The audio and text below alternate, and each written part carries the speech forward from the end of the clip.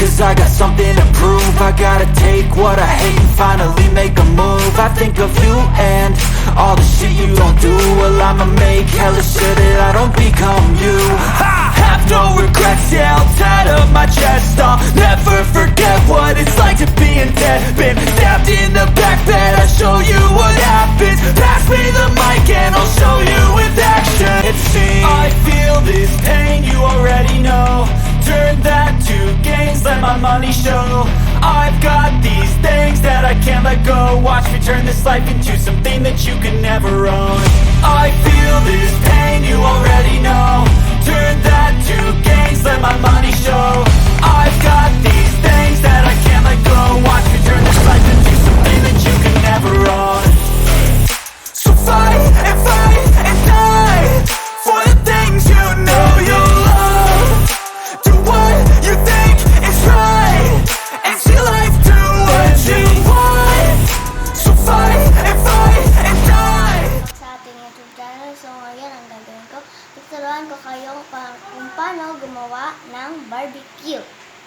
Go. So, ito na po ang mga ingredients na gagamitin natin. Ating paminta, laurel, sibuyas, bawang, barbecue marinade, oyster sauce, ketchup, tas kalamansi, at mantika. Karne. Paghaluin lang natin ang mga ingredients sa karne. Una, paminta, laurel, sibuyas,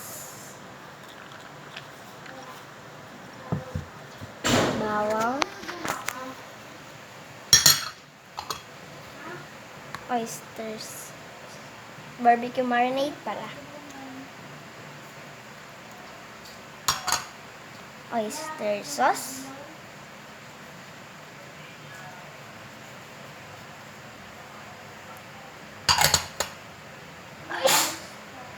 sorry, nagasting ako, at ketchup,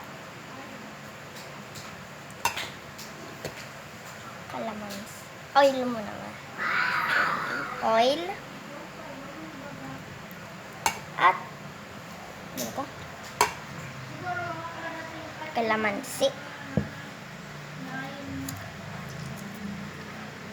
kalamansi, kalamansi.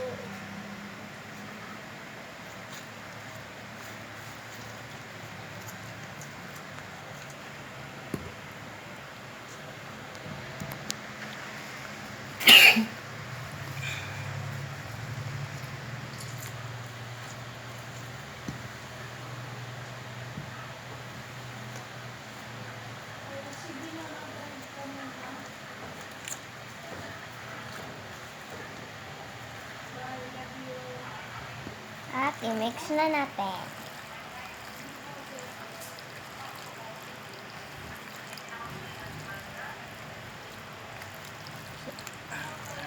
Go. Haluin lang ng mabuti natin ang mga linagay natin na ingredients sa karne.